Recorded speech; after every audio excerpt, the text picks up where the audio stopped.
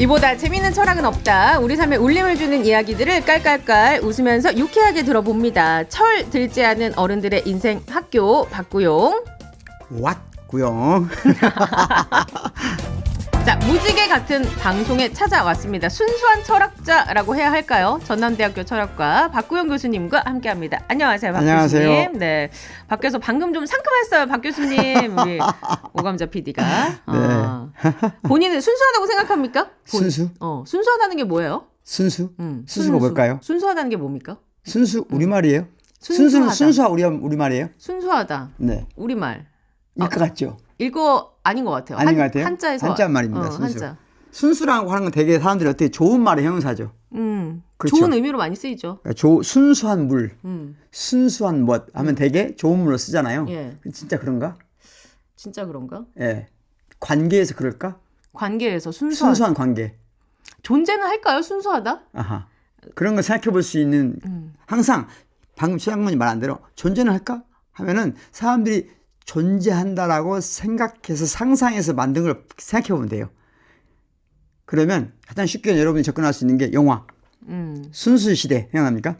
순수의 시대란 영화? 되게 네. 오래된 거 아니에요? 그렇죠, 오래됐죠. 저는 모르겠어요, 잘.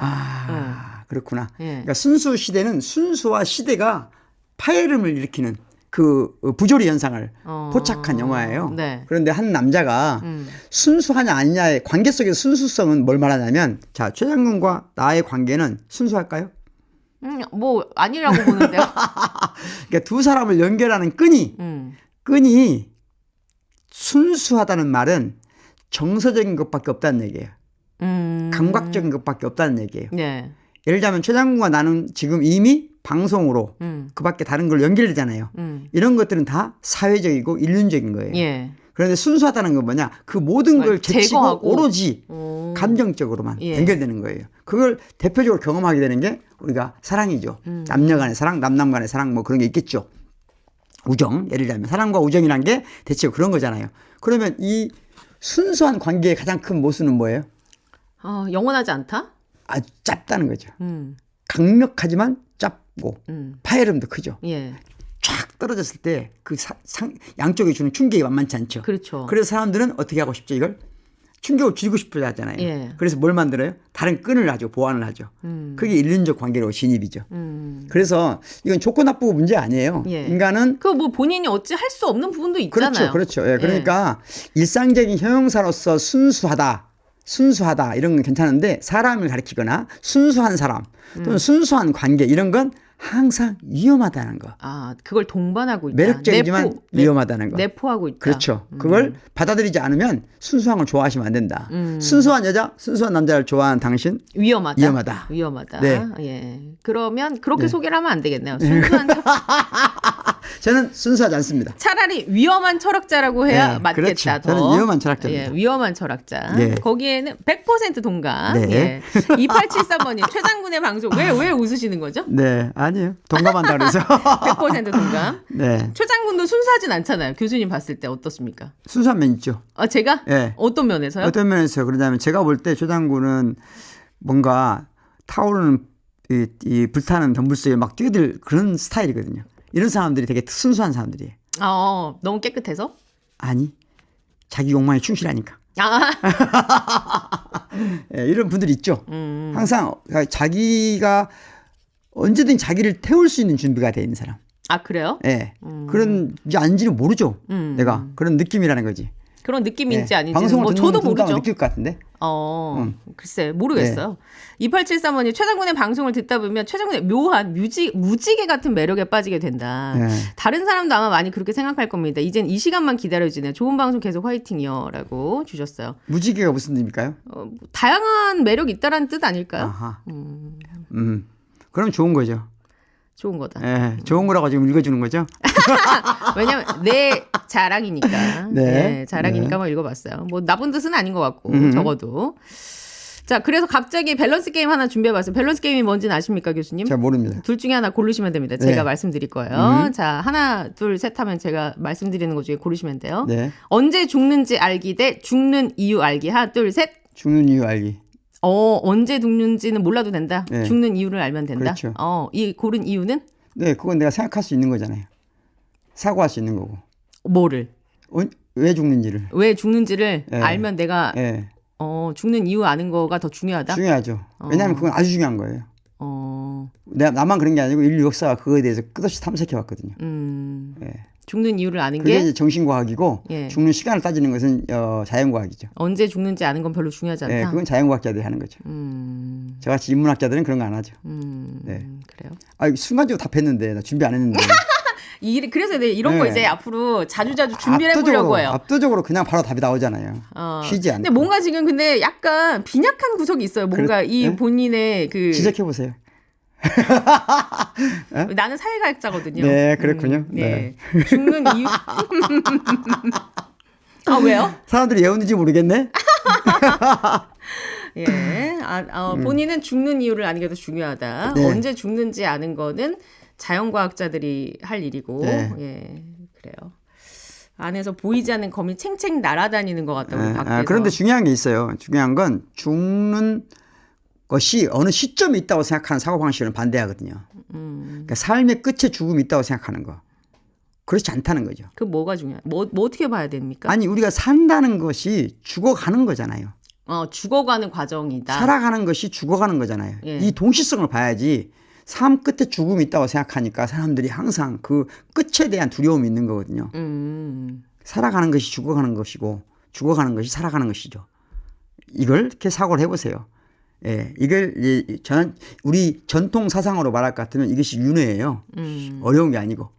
같이 죽어가고 있네요, 그러면. 그렇죠. 이 공간에 있는. 함께 지금 최 장군과 나는 이 방송을 듣는 많은 분들 우리는 함께 죽어가고 있는 거예요. 함께 살아가고 있으면서. 네. 그렇게 생각하면 죽음이라는 게 그렇게 비극적인 게 아니죠. 아, 그렇네요. 네. 갑자기 위안이 엄청 되네요. 네. 아, 네. 그래요. 이제 지난번에 우리가 바오밥 나무 고민하고 오게 됐잖아요.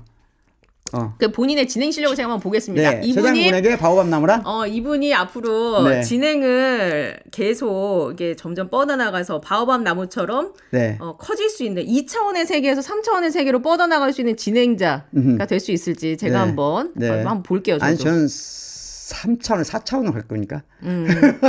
아니 뭐 네, 어떻게 그대에게 바오밥 나무란? 그대에게 바오밥 나무란, 네. 나에게 바오밥 나무란, 나에게 바오밥 나무란. 어떤 데다 정답이 있는 걸 원하십니까? 아니요. 그냥 사유를 통해서? 네, 그동안 일주일 동안 무슨 생각을 했는지 보려고요. 최 장군에게 일주일은? 나의 일주일은? 나에게 일주일은? 네.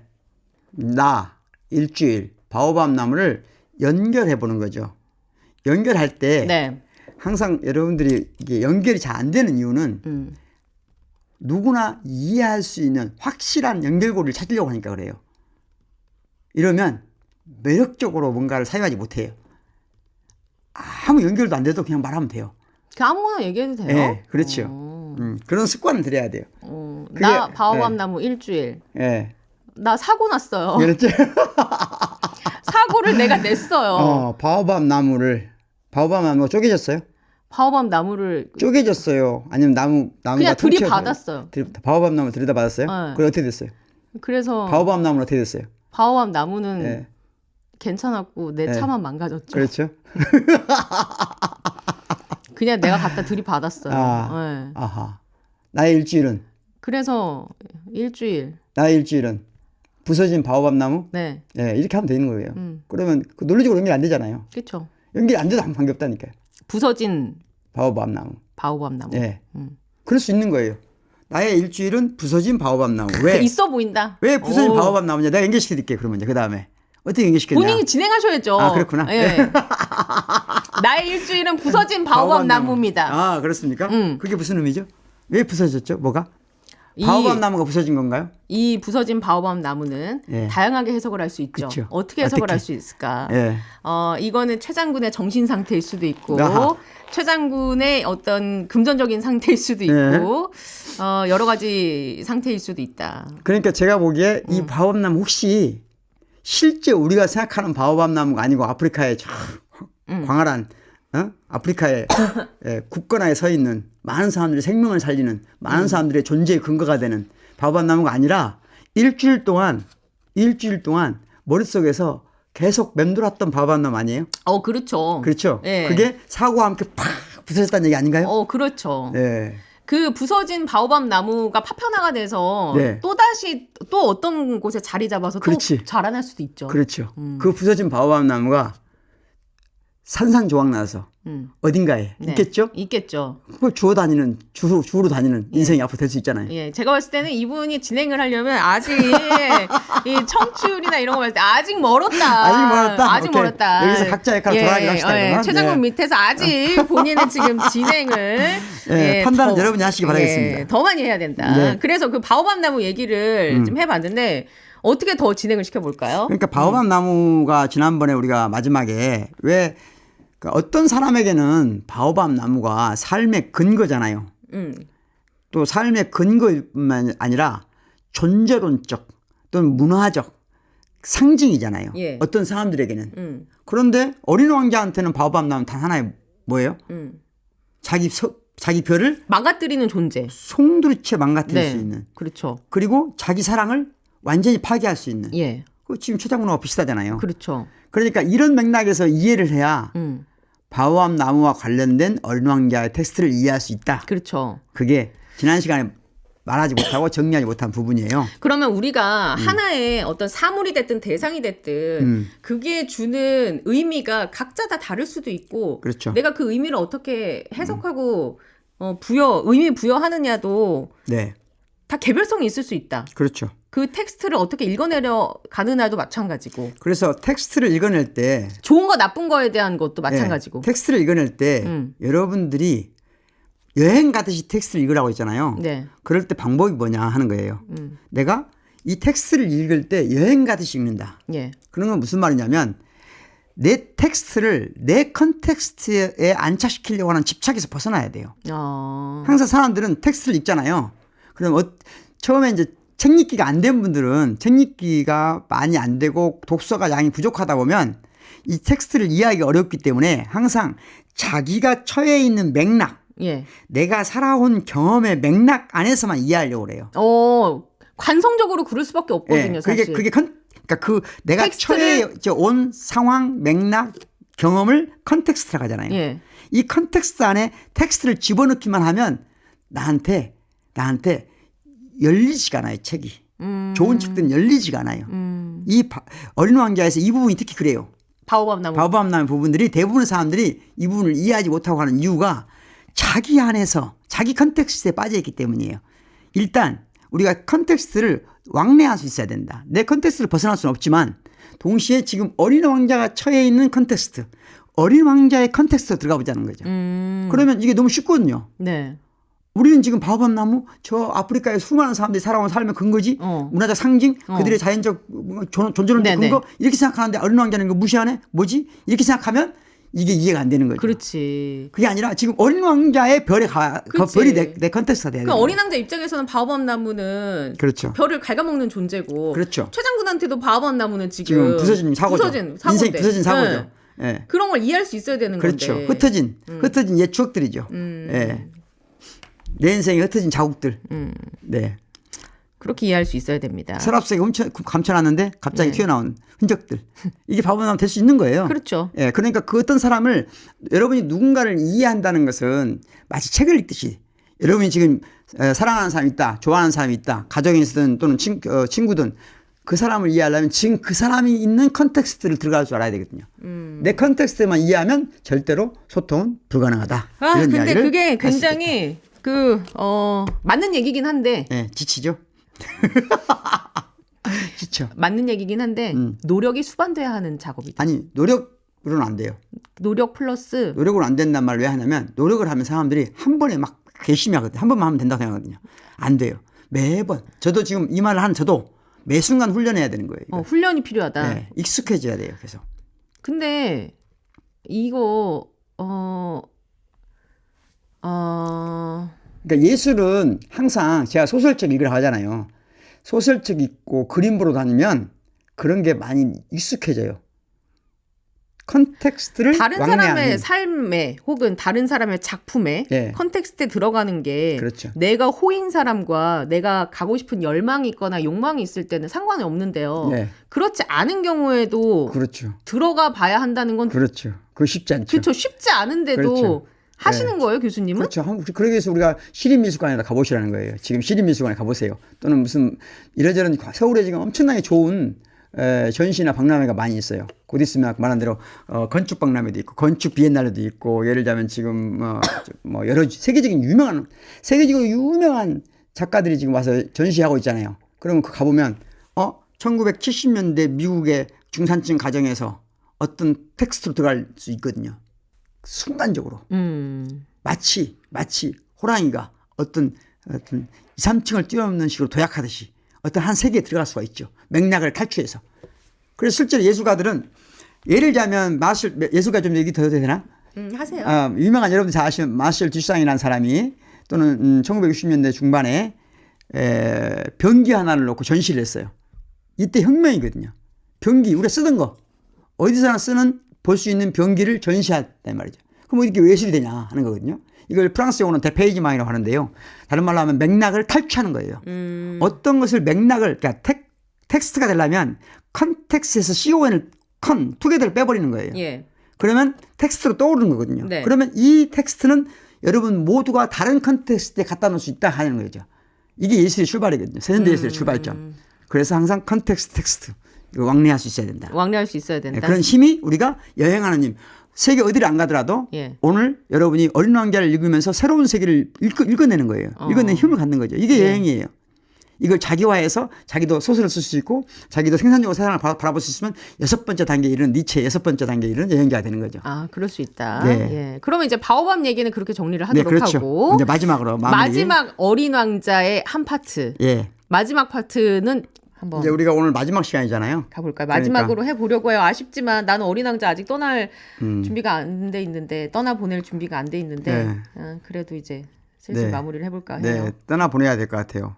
왜냐하면 그렇죠. 어린 왕자가 조금 아쉬움이 있어야 돼요. 진짜 중요한 부분 우리가 안 가는 거예요. 사람들이 거의 주목하지 않는 부분에서 멈추는 거죠. 급정거가 필요한데 급정거 하기 전에 한 대목을 읽어보죠. 알겠습니다. 자, 네. 그러면은 제가 한번 읽어보겠습니다. 양이 작은 관목을 먹는다면 꽃도 먹겠죠? 양은 무엇이나 닥치는 대로 먹지. 가시가 있는 꽃도 말이에요? 그럼 가시가 있는 꽃도 먹지. 그러면 가시는 무엇 때문에 있을까요? 나도 모르는 일이었다. 그때 나는 너무 꼭 죄어있는 엔진의 볼트를 빼내는 일에 정신이 팔려 있었다. 비행기 고장이 매우 심각한 게 확실해 몹시 걱정이 되었다. 먹을 물도 거의 바닥이 난 최악의 상태에 나는 불안했다. 가시는 무슨 소용이 있을까요? 가시는 아무짝에도 쓸모없는 거야. 꽃들이 괜히 심술을 부리는 거지. 그래요? 그러나 잠깐 동안 아무 말이 없다가 어린 왕자는 원망스럽다는 듯 나에게 쏘아붙였다. 그렇지 않을 거예요. 꽃들은 약하고 순진해요. 꽃들은 그들이 할 수 있는 힘을 다해 자신을 안심시키는 거예요. 가시가 무서운 무기인 줄만 믿고 있는데 아니라니까. 난 아무래도 상관없어. 난 생각나는 대로 아무렇게나 대답했을 뿐이야. 보다시피 난 지금 중요한 일을 하고 있단 말이야. 그는 깜짝 놀란 표정으로 나를 쳐다보았다. 중요한 일이라고요. 자, 여기서 멈춰보죠. 이게 뭔가 우리가 일상적으로 살아가면서 경험하는 상황하고 많이 맞닿아 있다는 느낌이 들지 않아요? 보통 싸울 때 이렇게 많이 싸우지 않나요? 그렇죠. 네. 왜 싸우는 거죠 지금? 서로 네. 원하는 그 대답이 다르잖아요. 네. 중요한 게 다르다는 거죠. 첫째는. 중요한 게 다르다는 거죠. 예. 어떤 사람은 뭐가 중요해요 지금? 왕자에게는 뭐가 중요하죠? 그 가시. 네. 가시가 왜 지금 쓸모 없다는 거냐? 네. 가시는 지금 쓸모가 가시가 왜 있냐는 거잖아요. 왜 가시가 있냐가 중요하잖아요. 그렇죠. 근데 지금 이 작가 생텍쥐베한테 뭐가 중요하다는 거죠? 지금 가시는 아무짝에도 쓸모 없는 거다. 가시에 대한 질문 자체가 그렇죠. 질문 자체가 중요하지 않다. 중요하지 않다는 거죠.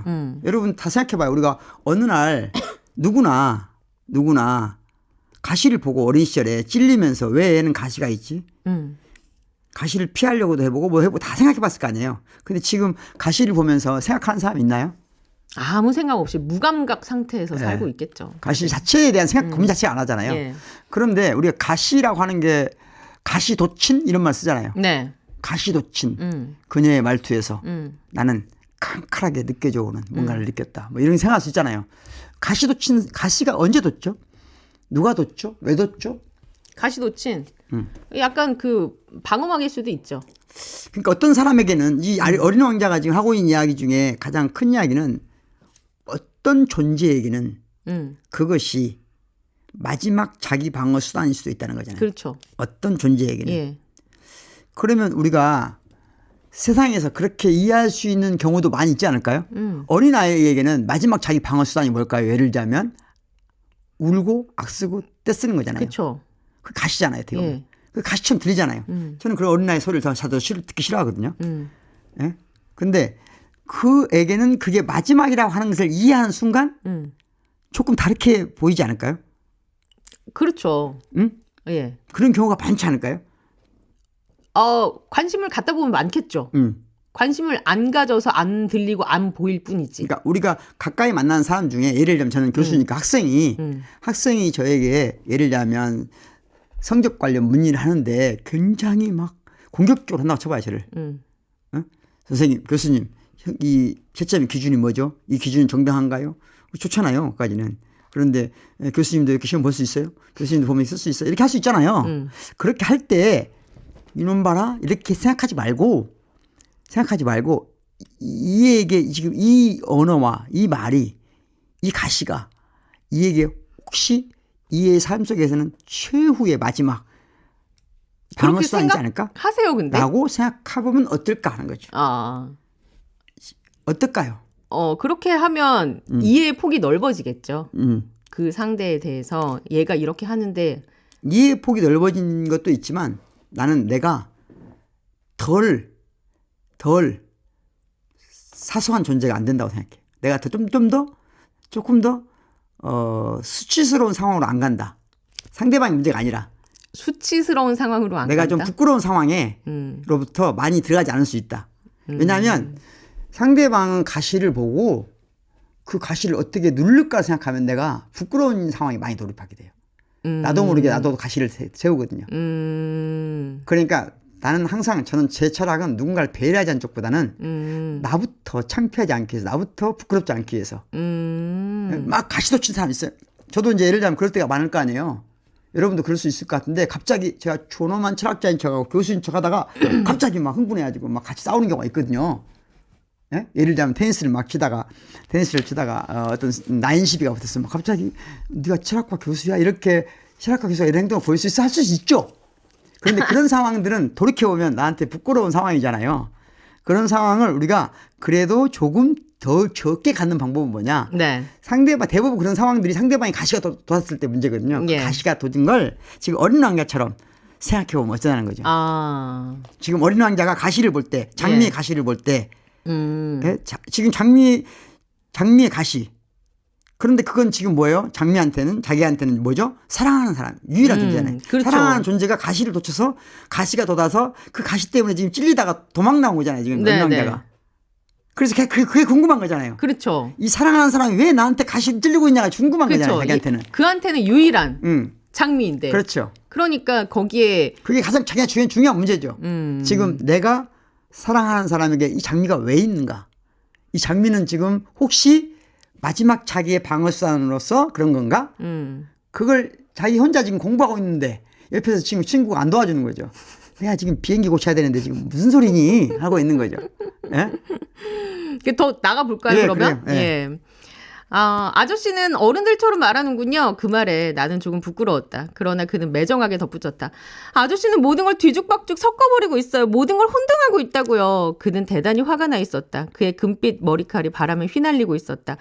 내가 아는 어떤 별에 얼굴이 붉은 신사가 살고 있었어요. 그는 꽃향기라고는 맡아본 적이 없어요. 별을 바라본 적도 없고 누구도 사랑해본 일도 없어요. 오로지 계산만 하면서 살아왔어요. 그래서 하루 종일 아저씨처럼 나는 중요한 일로 바쁜 사람이야 라고 되뇌이고 있어요. 그리고 그것 때문에 잔뜩 뽐내고 있어요. 하지만 그는 사람이 아니에요. 버섯이에요. 뭐라고? 버섯이란 말이에요. 어린 왕자는 이제 화가 나서 얼굴이 하얗게 질려 있었다.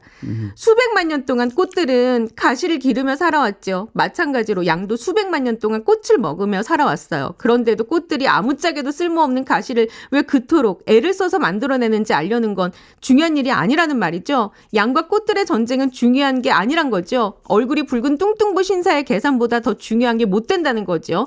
그래서 만일 내 자신이 이 세상 아무데도 없고 오직 내 별에만 있는 단 하나뿐인 꽃이 있는데 작은 양이 어느 날 아침 제가 무슨 짓을 하는지도 모르고 한 입에 그걸 먹어버릴 수도 있다는 걸 알았다고 해봐요. 아저씨는 그런 일이 중요하지 않단 말이죠. 말을 계속하자 그의 창백한 얼굴이 붉게 상기되었다.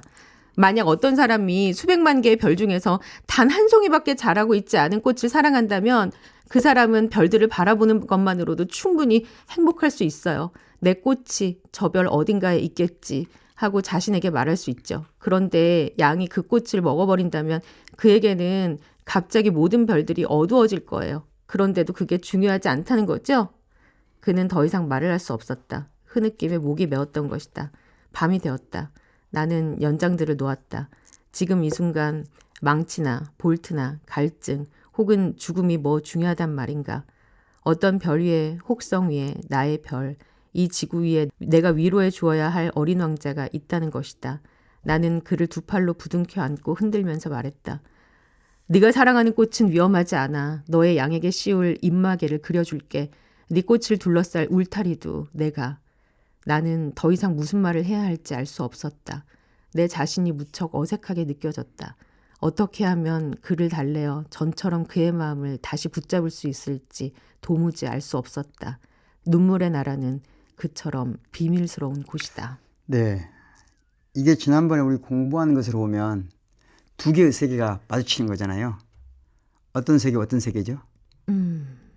어린 왕자의 세계와 생텍쥐베리의 세계. 그러니까 생텍쥐베리는 지금 센스의 세계. 센스의 세계, 감각의 세계죠. 그러니까 지금 빨리 계산을 해야죠. 비행기를 다시 날게 하려면 다양한 계산을 해야 되잖아요.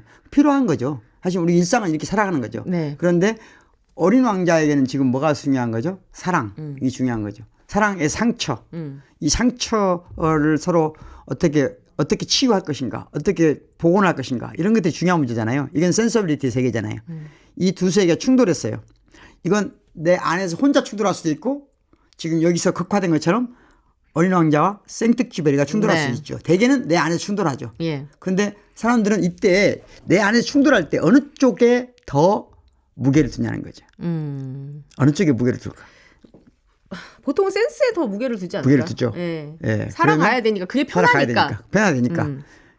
그렇게 살 수밖에 없는지도 몰라요. 예. 그런데 가끔은 센서빌리티에 그래서 이 두 세계가 잘 서로 소통할 수 있도록 예. 하는 게 가장 좋다. 왕래할 수 있으면 예. 좋겠다라고 하는 것을, 그런데 그 왕도가 있는 건 아니죠. 방법 정답이 정해져 있는 건 아니니까. 아니죠. 그래서 정답이 정해지지 않은 상황을 이렇게 뭔가 지연시키는 거예요. 눈물의 바다라는 말로. 아, 눈물의 바다, 눈물의 라는 말로 지연시키는 거죠. 이 안에서, 그러니까 이 세계가 충돌하는 건 그냥 아름다운, 뭔가 우리는 항상 좋은 답이 있으면 두 세계가 교호해야 돼요. 왕래해야 내 안에 조화를 시켜야 돼요. 그럼 바로 뭔 생각을 해요? 긍정적인 것. 바로 뭔가 유토피아적인 것. 바로 문제가 해결된 상황이에요. 어떤 문제도 해결된 상황이 나오지 않아요. 이걸 인지하고 감지하고 느끼는 것, 그것을 눈물의 나라라고 표현한 거죠. 멋지지 않아요? 그렇네요. 네. 생텍쥐베리의 표현이었습니다. 네. 그러니까 이게 생텍쥐베리 안에서 어린 왕자가 있는 거죠. 생텍쥐베리 안에 조종사가 있고 어린 왕자가 있는 거예요. 예. 여러분한테 다 그렇다고 봅니다. 그러니까 여러분 안에 있는 어린 왕자가 작게 할 것인지, 숨을 쉬게 할 것인지, 목을 틀어 막을 것인지, 이런 여러분이 결정하는 거예요. 그런데 어린 왕자의 목소리를 듣고 그의 눈빛을 보면 그때 여러분은 눈물의 나라에 도착하게 된다는 것이다. 눈물의 나라. 예, 그냥 아주 아름다운 지상 낙원으로 도착하는 게 아니에요. 예. 눈물의 나라에 도착한다. 눈물의 나라. 예, 어린 왕자를 눈물의 나라에서 만날 것인지 말 것인지 여러분 스스로가 결정하는 거다. 누구도 결정하지 않는다. 그러면 이 눈물의 나라는 뭔 나라냐? 사랑의 나라라고 볼 수 있죠. 사랑을 아는 거예요. 사랑을 느끼는 거예요. 사랑을 하는 거예요. 뭘? 이질적인 것을. 계산되지 않는 것이거든요. 계산되지 않는 걸 하는 게 뭐라고요? 계산되지 않는 이 두뇌 활동을 뭐라고 그래요? 생각이라고 그래요. 계산되는 건 생각할 필요가 없어요. 그냥 하면 되는 거예요. 그래서 누구도 할 줄 알아요? 기계도 하죠. 예. 여러분 기계하고 경쟁할 필요가 있습니까? 없죠. 기계가 알아서 뭐 하는 그렇죠. 건. 그럼 계산은 기계에 맡기세요. 네. 계산되지 않는 것을 하시라는 거죠. 계산되지 않는 걸 해야 돼요. 예. 그러니까 여기서 우리는 지금 이제까지는 살기 위해서 계산해야 된다는 말을 했어요. 근데 아니에요, 이제는. 살기 위해서는 계산은 누구에게 맡겨라? 챗 GPT에게 맡기자. 예? 챗 GPT가 알아서 하게 하고 우리는 그렇죠. 나는 계산되지 않는 영역을 해라. 계산되지 않는 것. 그렇죠. 계산되지 않는 것. 그래서 거래할 수 없는 것이 뭐죠? 거래할 수 있는 건 직장 내에서 해야죠. 예. 거래에 관계된 것은. 거래할 수 없는 관계가 뭐죠? 그게 바로 사랑이에요. 근데 그 사랑, 지금 자꾸 이제 사랑 얘기하시는데 네. 너무 넓어요, 사실. 그렇죠. 예. 그러니까 사랑 넓은데 교환될 수 없는 걸 교환하는 게 저는 사랑이라고 생각해요. 교환될 수 없는 걸 교환하는 거. 예, 이해할 수 없는 걸 이해해 주는 게 사랑이고. 예를 들어서 그런 사람 있어요. 다른 사람 다 이해하는 걸 나도 똑같이 이해해요. 그럼 그건 사랑은 아니죠. 예. 예? 그건 다 계산해서 가능한 거죠. 예. 근데 저는 그 엄마한테 항상 그걸 느꼈거든요.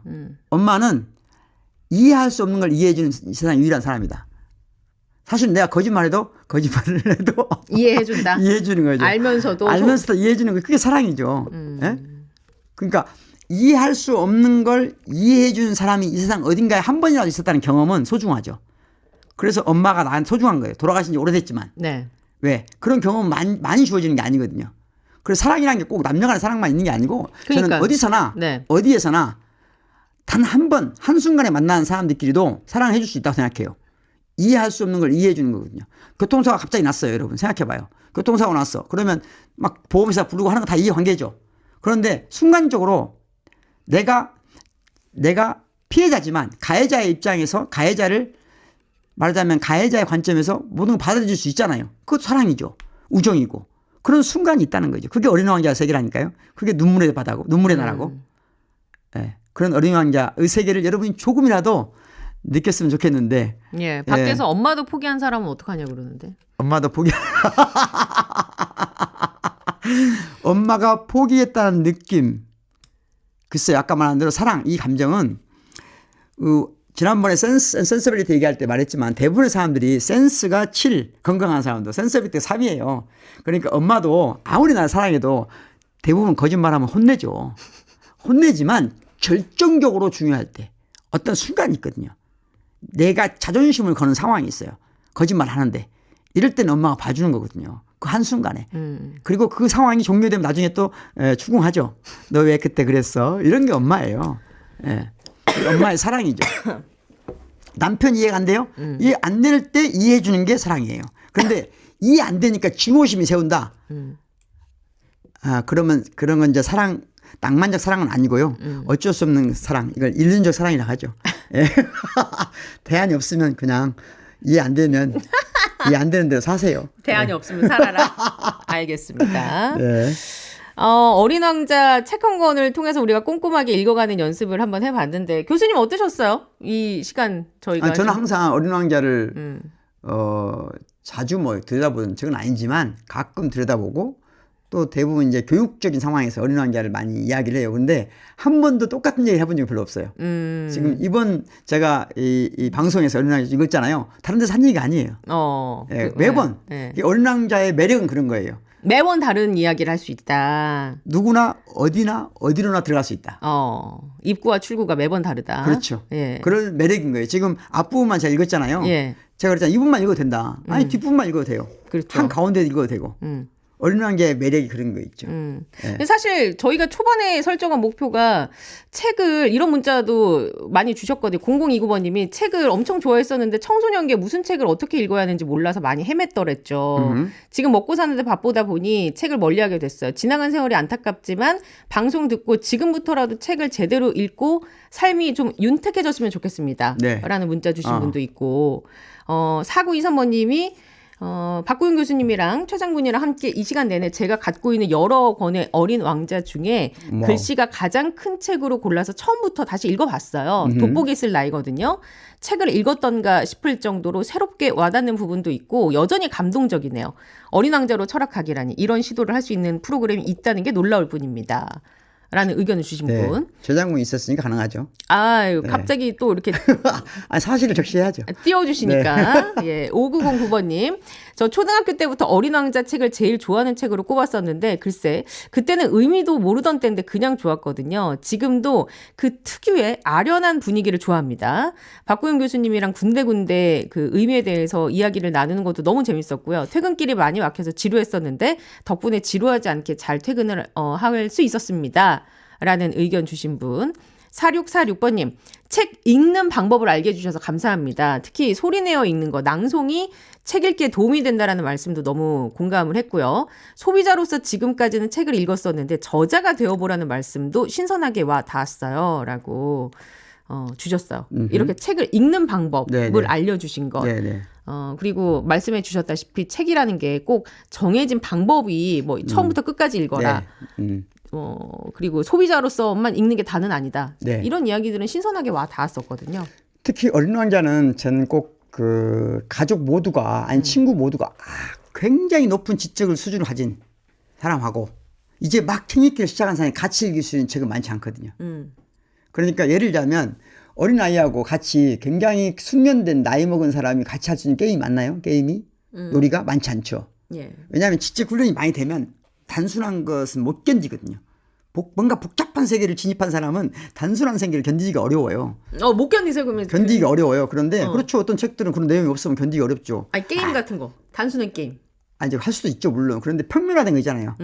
아까 예술품에서 힘을 가지고 있지 않은 평평해져 버린 거. 추억이 없어져 버리듯이 그런 세계의 그림을 보면 견딜 수가 없죠. 이걸 어떻게 전시할 수 있지? 이런 생각이 들죠. 그래서 훌륭한 작품을 봤을 때는 막 견딜 수 없는 막 그 호기심과 그런 게 그 막 있는데 모세가 열리고 막 그런 느낌이 있는데 어떤 작품들은 막 혐오스러움이 느껴져. 이런 작품을 어떻게 진짜요? 다른 사람 앞에서 배설하듯이 내놨지? 정말? 예, 그럴 수 있죠. 그럴 수 있는데 제일 좋은 작품은 그거 구멍이 닫혀 있는 거 아니에요, 교수님? 그렇다고 비판받을 수 있죠. 예, 그런데 예, 그렇게 모든 게 다 좋다고 말해서 엔신공은 아니에요. 분명히 안에 힘이 있어야 돼요. 사람도 매력적이려면 그 안에 응축된 힘이 있어야 돼요. 어딘가에 있어야 되거든요. 그런데 그 책으로 보면 어린 왕자는 그런 생각을 가지고 보면 예를 들자면 아주 많은 공부를 하신 아버님과 이제 막 책 읽기를 시작한 어린아이와 그리고 모든 세상을 많이 경험하신 할아버지가 함께 읽어도 전혀 누구도 지루해하지 않을 책이다. 다양한 네. 뭐 배움이 많든 적든 다 상관없이 예. 몇 페이지부터 읽어도 상관없을 책이고 그렇죠. 그리고 뭐, 각자 이야기를 할 수 있어요. 네. 세 사람이 다 자기 방식으로 저자가 될 수 있는 책이에요. 가장 좋은 책인 그렇죠. 거죠. 그런 의미에서 네. 저희가 한번 쭉 다뤄봤고 어떻게 뭐 방학 때마다 해볼까 봐요. 교수님 어떻게 생각하십니까? 네, 좋아요. 책 읽기? 네. 책이 잘 골라야죠. 책을. 그러니까 책을 잘 골라야 되는데 이런 책을 찾는 게 사실 쉽지는 쉽지 않죠. 쉽지는 않아서 이왕이면 우리나라 책을 찾으면 좋죠. 우리나라 책. 예. 유명한 책들 있잖아요. 소년이 운다 뭐. 다음 책은 뭘로 할까 봐요? 뭘로 할까요? 고민을 좀 전문가시니까 짬밥이 독서 짬밥이 네. 많은 우리 박구윤 교수님께서 누구나 읽었을 법한 책이고 또 가능하면 이제 우리나라 책도 한번 읽어보고 하잖아요. 네. 근데 가능하면 자유폭력?